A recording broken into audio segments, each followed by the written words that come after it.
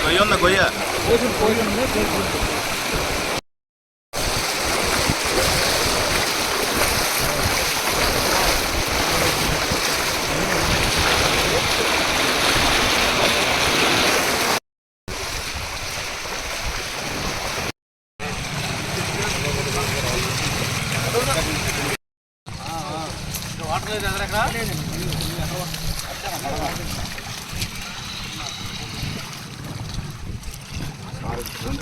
ఈ నెల 1వ తారీఖు నుండి పడినటువంటి వర్షాల వల్ల కొల్లేరు ప్రాంతంలో అంత వర్షం లేకపోయినప్పటికీ కూడా కొల్లేరు ఇన్ఫాల్ డ్రైన్స్ మెయిన్ బుడమేరు, గుండేరు, రామలేరు, తమ్మిలేరు, చంద్రయ్య కాలువ, పాలరాజు డ్రైను ఇలా అనేకమైనటువంటి డ్రైన్లు 28 నుండి మైనర్ కానీ మేజర్ కానీ డ్రైన్స్ అన్నీ కూడా కొల్లేరు లోకి సహజ సిద్ధంగా ఏర్పడినటువంటి డ్రైన్లు. మరి ఇవన్నీ కూడా పైన పడుతున్నటువంటి వర్షాలకి అన్ని డ్రైన్లు పొంగడంతో మన కొల్లేరు ఏరియాలో ఉన్నటువంటి మరి లేక్ అంతా కూడా నిండిపోవడం జరిగింది. ఇన్లెట్స్ ఈ విధంగా ఉంటే దీనికి ప్రధానమైనటువంటి అవుట్లెట్ ఒకటి, అది ఉప్పుటేరు ద్వారా 64 కిలోమీటర్లు ప్రయాణం చేసి సముద్రంలో కలుస్తుంది. దాన్ని కూడా ప్రభుత్వం దృష్టికి రాత్రి తీసుకుని వెళ్ళాం. కొన్ని రకాల మెషినరీస్ని కూడా అవసరమైతే ప్రభుత్వం కొనుగోలు చేయాలని చెప్పి కూడా ప్రభుత్వాన్ని రిక్వెస్ట్ చేశాం. ఎక్కడ ఈ లంక గ్రామాలు మునక్కోకుండా వీళ్ళందరినీ కూడా కాపాడాల్సిన బాధ్యత ఈ ప్రభుత్వం మీద ఉంది.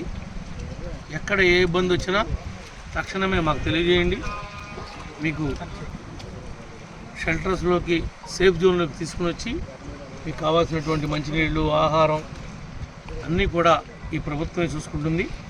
అన్ని గ్రామాల పెద్దలకి సత్యనారాయణ గారు అందరికి కూడా తెలియపరిచి కొల్లేరు గ్రామాలన్నీ కూడా ఫోన్లో ఎంక్వైరీ చేసి ప్రతిరోజు కూడా మేము రాలేం కాబట్టి సమాచారాన్ని ప్రతిరోజు కూడా మాకు తెలియజేయవలసిందిగా మరి కొల్లేరు సంఘం నాయకుడిగా సత్యనారాయణ గారి మీద మా బాధ్యత పెడతా ఉన్నాం.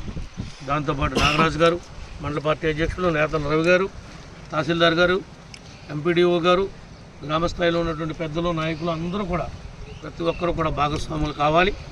ఏ ఒక్క మనిషికి కానీ ఏ ఒక్క పశువుకి కానీ ఇబ్బంది వచ్చినా తక్షణమే మీరు అధికారులు తెలియజేయండి.